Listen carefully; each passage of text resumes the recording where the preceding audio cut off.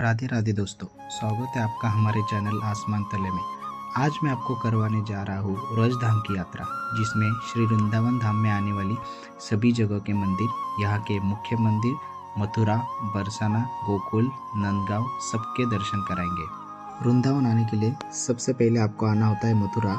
Mathura junction Bharat के सभी जगहों से वेल कनेक्टेड है। वृंदावन की दूरी मथुरा से लगभग 15 किलोमीटर की है। यहाँ से आपको बस और ऑटो इजीली मिल जाती है। आप वृंदावन धाम की परिक्रमा कहीं से भी स्टार्ट कर सकते हैं, बस ख़त्म आपको सेम जगह पे करनी है। हमने अपनी यात्रा स्टार्ट की इस्कॉन टेम्पल से, जो प्रेम मंदिर से कुछ ही दूरी पर है। चलो फिर शुरू करते हैं 3 दिन की व्रज यात्रा। इस्कॉन टेम्पल प्रेम मंदिर से कुछ ही दूरी पर इस्कॉन मंदिर है। बहुत ही खूबसूरत मंदिर बनाया गया है। इस मंदिर में श्री कृष्ण जी की भक्ति में भक्त लोग झूमते दिखाई देते हैं।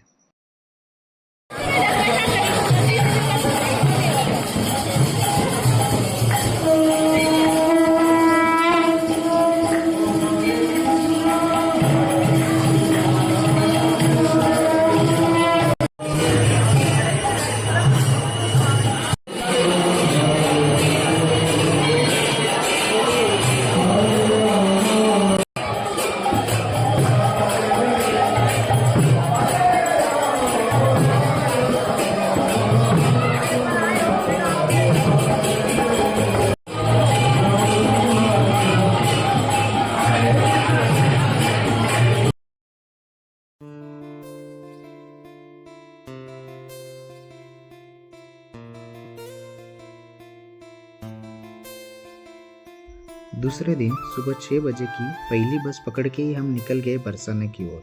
सोचा पहले राधा रानी के दर्शन कर लेते, फिर वृंदावन परिक्रमा एक दिन में कर लेंगे। बरसाने का श्री राधा रानी मंदिर, जिसे श्रीजी मंदिर या लाडली जी मंदिर भी कहा जाता है, लगभग 400 साल पुराना है। हालांकि इसका आध्यात्मिक इतिहास 5000 साल से भी अधिक प्राचीन माना जाता है। ये जो मंदिर का निर्माण है वो लाल और पीले बलुआ पत्थरों से हुआ है, जो मुगल और राजपूताना शैली का मिश्रण दिखाता है। यह मंदिर जमीन से करीब 250 मीटर की ऊंचाई पर है, जहां पहुंचने के लिए भक्तों को लगभग 200 से अधिक सीढ़ियां चढ़नी पड़ती है।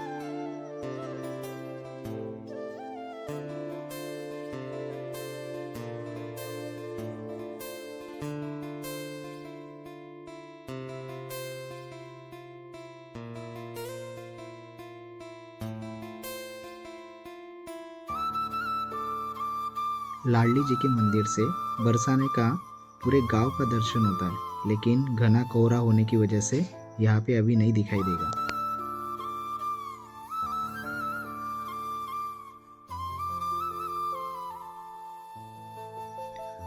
बरसाने की परिक्रमा, जिसे गहवर वन परिक्रमा भी कहा जाता है, मुख्य रूप से ब्रह्मांचल पर्वत के चारों ओर की जाती है। यह मार्ग राधा कृष्ण की लीलाओं के साक्ष्य से भरा हुआ है। ये परिक्रमा 4 किलोमीटर की होती है।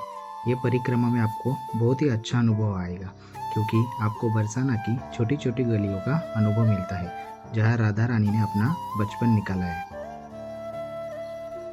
ये गहवर वन है, जहाँ राधा कृष्ण ने कई लीलाएं की थी।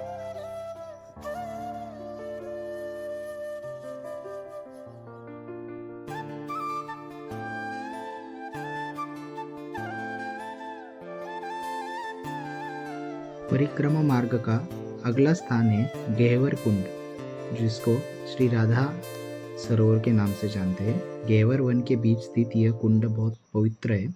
मान्यता है कि राधा रानी यहाँ पे उनके सखिया के साथ जल क्रीड़ा करती थी।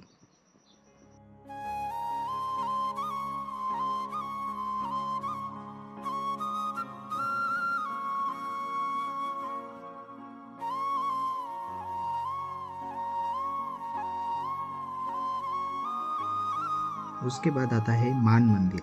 यह बरसाना परिक्रमा का सबसे महत्वपूर्ण और भावनात्मक पड़ाव है। यह मंदिर ब्रह्मांचल पर्वत की सबसे ऊंची चोट पर स्थित है। मान का अर्थ है प्रेम भरा, क्रोध यानी कि रूठना। मान्यता है कि जब राधा रानी श्री कृष्ण से किसी बात पर अत्यधिक रूठ गई थी, तो वे इसी एकांत स्थान पर आकर छिप गई थी। उसके बाद आता है मोर कुटी, जहाँ पे श्री राधा रानी के लिए श्री कृष्ण जी मोर बने थे। पूरी परिक्रमा समाप्त करने के बाद हम लोग आ गए कीर्ति मंदिर में। कीर्ति मंदिर जो कि राधा रानी मंदिर के बाजू में ही है। कीर्ति मंदिर को रंगीले महल के नाम से भी जाना जाता है। बरसाना गलियों में स्थित कीर्ति मंदिर राधा रानी को समर्पित है। बहुत ही सुंदर मंदिर है। इसका स्तंभों का निर्माण इंद्रधनुष्य शैली में किया गया है। कीर्ति मंदिर से ही ऑटो पकड़कर हम आ गए नंदगांव। बरसाना से कुछ ही किलोमीटर नंदगांव है, जहां नंद बाबा का घर है। ये मंदिर नंदेश्वर पर्वत पर स्थित है। नंद बाबा ने यही गांव बसाया था। बरसाना के दर्शन करने के बाद हम चल पड़े वृंदावन की ओर और वहाँ पे हमने दर्शन किए श्री माता वैष्णो देवी धाम के। ये मंदिर नया ही बना है और इस मंदिर के लिए थोड़ा ज़्यादा टाइम आपको निकालना है, क्योंकि ये बहुत बढ़िया तरीके से बनाया गया है और बहुत ही भव्य ये मंदिर है। अंदर माता जी की एक गुफा भी बनाई गई है। एक दिन में पूरा बरसाना और माता वैष्णो देवी मंदिर घूमने के बाद हम दूसरे दिन सुबह स्टार्ट करेंगे प्रेम मंदिर से। ये मंदिर में आपको लगभग शाम के टाइम आना है, 6 से 6:30 के बीच में, क्योंकि रात में ये मंदिर कुछ अलग ही दिखता है। ये मंदिर में भीड़ बहुत ज़्यादा होती है, तो अंदर प्रवेश में आपको लगभग 30 मिनट का समय लगेगा। वृंदावन का प्रेम मंदिर अपनी भव्यता और सुंदरता के लिए पूरी दुनिया में प्रसिद्ध है। प्रेम मंदिर का निर्माण जगत गुरु श्री कृपालू जी महाराज द्वारा कराया गया था, जिसका उद्घाटन 2012 में हुआ था। यह विशाल मंदिर भगवान राधा कृष्ण और सीताराम के दिव्य प्रेम को समर्पित है। पूरा मंदिर इतालवी सफ़ेद संगमरमर से बना है और इसे तैयार करने में लगभग 11 साल का समय लगा है। मंदिर परिसर का सबसे मुख्य आकर्षण गोवर्धन पर्वत की विशाल झांकी है। इसमें दिखाया गया है कि कैसे नन्हे कृष्ण ने अपनी छोटी उंगली पर पूरे पहाड़ को उठा रखा है और उसके नीचे व्रजवासी और गाय शरण लिए हुए हैं।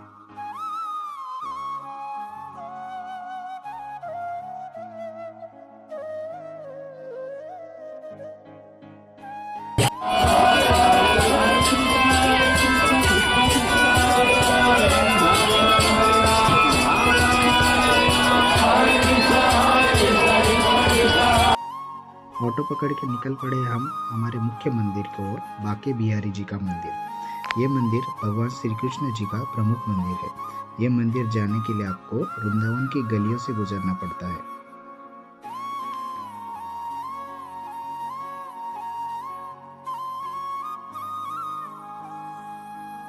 बिहारी जी के दर्शन के दौरान 2 से 3 मिनट में पर्दा डाला और खोला जाता है। माना जाता है कि बिहारी जी की आंखों में इतनी शक्ति और सम्मोहन है कि कोई लगातार उन्हें देखे तो वे उसके प्रेम के वश में होकर मंदिर छोड़कर उसके साथ चले जाएंगे।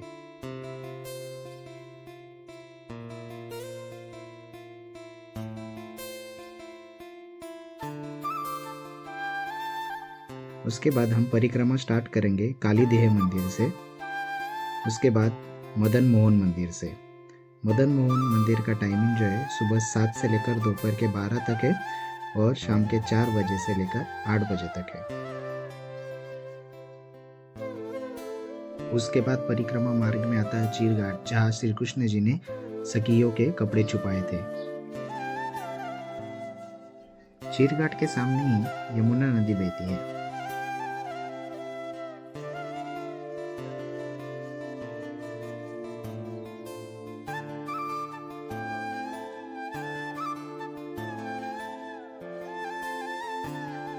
अपना अगला स्थान है वृंदावन का निधिवन। रहस्य और भक्ति से भरी एक ऐसी जगह जहां माना जाता है कि आज भी हर रात भगवान श्री कृष्ण और राधा रानी रासलीला करते हैं। निधिवन के पेड़ बाकी पेड़ों की तरह ऊपर की ओर नहीं है, बल्कि जमीन की तरफ झुकते हैं। यहाँ के तुलसी के पेड़ जोड़े में है मान्यता है कि रात होते ही ये पेड़ गोपियां बन जाते हैं और रासलीला में शामिल होते हैं। शाम के आरती के बाद मंदिर के कपाट बंद कर दिए जाते हैं और सभी इंसानों यहाँ तक कि बंदर और पक्षियों को भी परिसर से बाहर निकाल दिया जाता है। माना जाता है कि जो कोई भी रात में रासलीला देखने की कोशिश करता है वह अंधा, बहरा या मानसिक रूप से विक्षिप्त हो जाता है। उसके बाद हमारा अगला मंदिर है श्री राधा रमन मंदिर। वृंदावन का श्री राधा रमन मंदिर गौड़ीय वैष्णव संप्रदाय के सबसे महत्वपूर्ण और प्राचीन मंदिरों में से एक है। इसकी सबसे खास बात यह है कि यहाँ के विग्रह स्वयं प्रकट हुए हैं।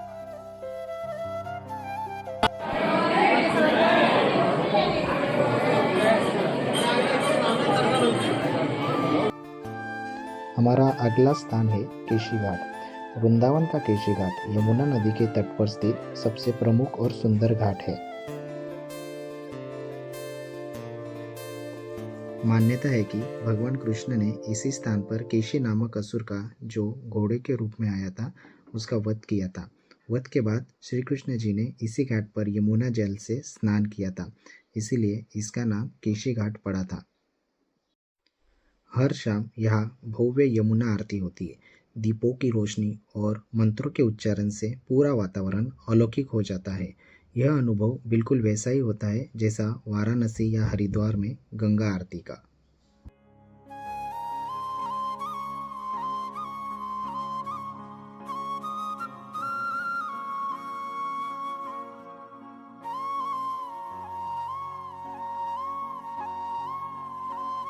हमारा अगला स्थान है वृंदावन का श्री रंगनाथ जी मंदिर, जिसे रंगजी मंदिर भी कहा जाता है। उत्तर भारत के सबसे बड़े और भव्य मंदिरों में से एक है। यह मंदिर अपनी दक्षिण भारतीय वास्तुकला के लिए पूरी दुनिया में प्रसिद्ध है। हमारी वृंदावन की यात्रा आज यहीं पे समाप्त होती है। मथुरा, श्री कृष्ण जन्मभूमि। इस मंदिर की स्थापना लगभग 5000 साल पहले हुई थी। ये मंदिर में बहुत बड़ा बनाया गया है। अंदर मोबाइल और किसी तरह का इलेक्ट्रिक सामान अलाउड नहीं है। बाहर लॉकर रखे हैं, वही आपको जमा करना होता है। यहाँ से ऑटो करके हम चले गए श्री द्वारकाधीश मंदिर। ये मंदिर भी बहुत प्राचीन है। ये मंदिर में भगवान कृष्ण को राजा के रूप में पूजा जाता है।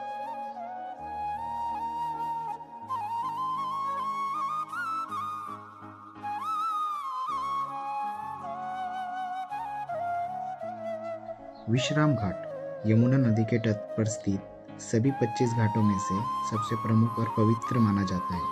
यह द्वारकाधीश मंदिर के बिल्कुल सामने ही स्थित है।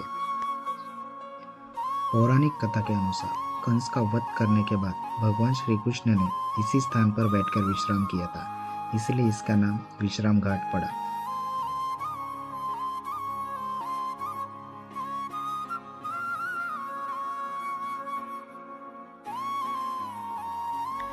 मथुरा से गोकुल जाने के लिए आपको लगभग आधे घंटे का समय लगेगा।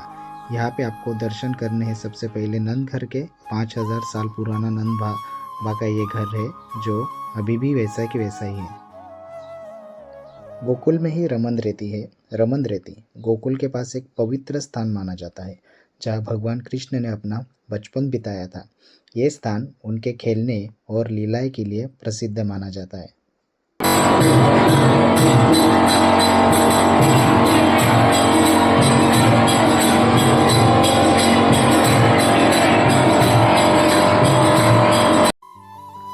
यहाँ लेट लगाने की मान्यता है। जैसे भगवान श्री कृष्ण यहाँ खेलते थे और लेट लगाते थे, वैसे ही यहाँ श्रद्धालु लोग करते हैं।